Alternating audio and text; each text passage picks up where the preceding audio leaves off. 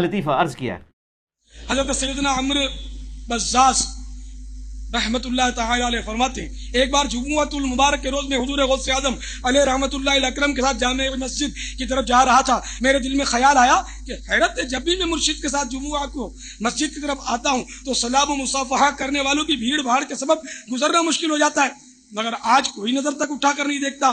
میرے دل میں اس خیال کا آنا تھا کہ حضور غوث اعظم علیہ رحمت اللہ اکرم میری طرف دیکھ کر مسکرائے، اور بس پھر کیا تھا، لوگ لپک لپک کر مصافحہ کرنے کے لیے آنے لگے.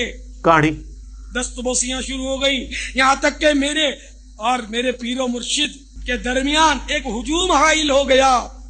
میرے دل میں آیا کہ اس سے تو وہی حالت بہتر تھی کہ میں تنہا تھا تو قرب کے مزے تھے.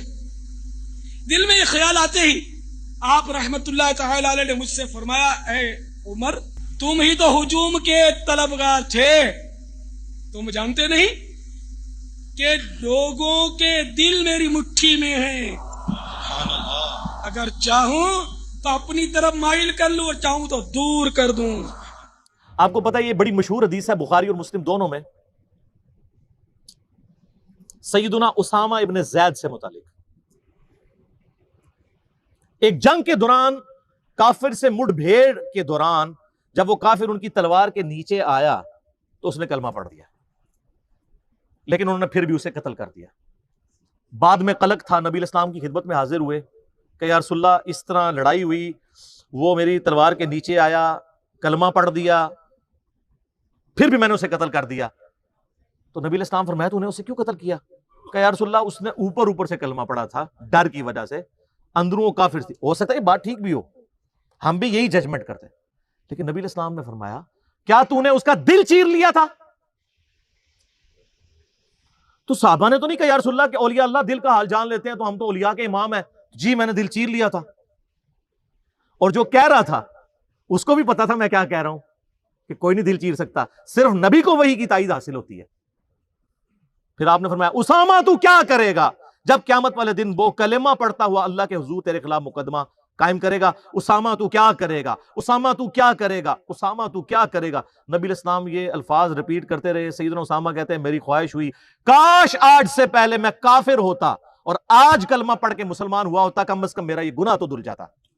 اوئے ہوئے، اسامہ ابن زید عام بندہ نہیں. صحیح بخاری میں حدیث ہے کہ نبی علیہ السلام زانوں پہ ایک طرف حسن ابن علی کو بٹھاتے تھے تو دوسرے طرف اسامہ ابن زید کو، حضور کے بچوں کی مانت، پوتا حضور کا صلی اللہ علیہ وآلہ وسلم. بڑے بڑے صحابہ غصے کی حالت میں نبی علیہ السلام کو اپروچ نہیں کرتے تھے تو اسامہ ابن زید سے سفارش کرواتے تھے. وہ جو بخاری مسلم میں حدیث ہے جب فاطمہ نامی عورت کی چوری کا مقدمہ آیا اور نبی علیہ السلام کو سفارش کی گئی، وہ بھی اسامہ کے ذریعے کی گئی تھی، لیکن حضور نے ادھر بھی لحاظ نہیں کیا. آپ نے فرمایا تم لوگ مجھے سفارشیں کرواتے ہو، اللہ کی قسم تم سے اگلے لوگ اس لیے تباہ و برباد ہوئے، ان کے اشرافیہ کے لیے الگ قانون ہوتے تھے اور عام لوگوں کے لیے الگ. اللہ کی قسم اگر میری بیٹی فاطمہ بھی چوری کرتی میں اس کے بھی ہاتھ کٹوا دیتا. مجھے اپروچ کرتے ہو تم. یہ ہے اسامہ ابن زید. اور آپ ذرا مجھے بتائیں جو کہتے ہیں جی بزرگ دلوں کے حال جان لیتے ہیں، کہتے ہیں تم جانتے نہیں کہ لوگوں کے دل میری مٹھی میں ہیں، اگر چاہوں تو اپنی طرف مائل کر لوں اور چاہوں تو دور کر دوں. آپ رائے ونڈ چلے جائیں، آپ ملتان شریف چلے جائیں، کسی بھی شریف جگہ پہ چلے جائیں تو مرید وہ ڈر ڈر کے بیٹھے ہوتے ہیں جی بزرگ دل کا حال جان لیتے ہیں. میں نے کہا نا، پرانیاں گلاں، پرانے فرقے، پرانے بزرگ. ہوں تیرا دی برسیاں بھی ہو چکی ہیں نا، 1000 سالہ برسیاں. جو جتنا پرانا ہے وہ اتنی برسی ہو چکی ہے. میں یہ چیلنج کرتا ہوں، میں اپنی میکینیکل انجینئرنگ میں سے مشین ڈیزائن کا یا اسٹرینتھ آف مٹیریل کا ایک فارمولا میکینکس آف مٹیریل کا لکھ کے دیتا ہوں کاغذ کے اوپر، کوئی دنیا کا بزرگ مجھے دیکھ کے پڑھ کے بتا دے. ہاں اگر وقت کا پیغمبر ہو وہ پڑھ کے بتا سکتا ہے کیونکہ اسے وحی کی تائید حاصل ہوگی. نبی علیہ السلام کو کئی مواقع کے اوپر آپ کو پتا ہے کافروں نے سوال کیے ہیں، نبی علیہ السلام کو نہیں پتا تھا، اللہ نے صورتیں نازل کر کے جواب سکھا دیا. قصہ موسیٰ اور خضر سکھایا، حضرت یوسف علیہ السلام کی بایوگرافی سکھائی، ذوالقرنین بادشاہ سے متعلق سکھایا سورۃ الکہف میں. وہ ایک دیوبندی مولانا بیٹھا ہوا ہے کوئی مجہول قسم کا اور وہ اپنے آپ کو کہتا ہے میں مفتی اعظم امریکہ ہوں. اس نے میرے جواب میں ریکارڈ کرایا، اس نے دیکھو کتنا گستاخ ہوا ہے. وہ کہتا ہے یہ تو اللہ کے نبی کے سامنے بھی رکھو تو وہ بھی فارمولہ نہیں پڑھ سکتے. اب آپ یہ کہیں کہ امام اعظم آ جائے تو یہ انجینئرنگ کا فارمولہ نہیں پڑھ سکتا جب تک میں نہ پڑھاؤں، یہ انسٹرومنٹ نہیں استعمال کر سکتے ڈیوائسز جب تک میں نہ بتاؤں، تو پھر آپ کا آئنسٹائن بھی آ جائے، نیوٹن بھی آ جائے، آپ کے سارے سائنٹسٹ بھی آ جائیں، تو پھر وہ قرآن کی آیت اور نبی کے حدیث تلاوت نہیں کر سکتے. بلکہ اس سے بڑھ کے میں کہوں ان کی بے ادبی کو، اس نام یاد انجینئر اسکالر کی بے ادبی پر میں کہوں کہ نبی بھی آ جائیں تو نبی بھی آپ کا فارمولہ نہیں پڑھ سکیں گے. تو خدا نہ خواستہ آپ نبی کی اتھینٹسٹی کو چیلنج کر رہے ہیں. آپ جس انجینئر فارمولے کی بات کر رہے ہیں نبی کے سامنے لکھ کے بتائیں، نبی پڑھ لے گا؟ لعنت ہے تیرے ایسے عقیدے کے اوپر. کلمہ پڑھ کے مسلمان ہو، بے شرم انسان. یہ میں اپنی ذات کی خاطر نہیں کہہ رہا، یہ تو حضرت عمر ہوتے تو پہلے تو اس کی وہ کرتے نا، پھر اگلی بات اس سے کرتے. نبی علیہ السلام کو تو اپنے بابے بچانے کے لیے یوز کر رہا ہے. وہ امام حنیفہ رحمہ اللہ کا وہ گناہ دھلنے والے واقعے کو ڈیفینڈ کرتے ہوئے یہ کہہ رہا تھا. نبی علیہ السلام کے پیچھے اللہ ہے. سورہ ال عمران کی آیت نمبر 179 ہے کہ اللہ کی یہ شان ہی نہیں ہے کہ کسی غیر نبی کو غیب پر مطلع کرے.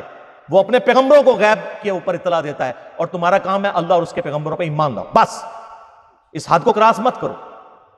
تو نبی علیہ السلام کو اگر یہ چیلنج دیا جائے وقت کے پیغمبر کو، پڑھ کے سنا بھی دے گا، اس کو اللہ آنے واحد میں سب کچھ سکھا دے گا. بابوں کو اس لیے میں چیلنج کر رہا ہوں کہ تمہارا تو کہنا ہے کہ ہمارا اللہ سے تعلق ہے، اللہ کو تو آتی ہے نا انجینئرنگ، پڑھ کے بتاؤ. تم کہتے ہو ہم دلوں کے حال جانتے ہیں، ہمیں کشف القبور ہوتا ہے، وہ بھی کہانیاں.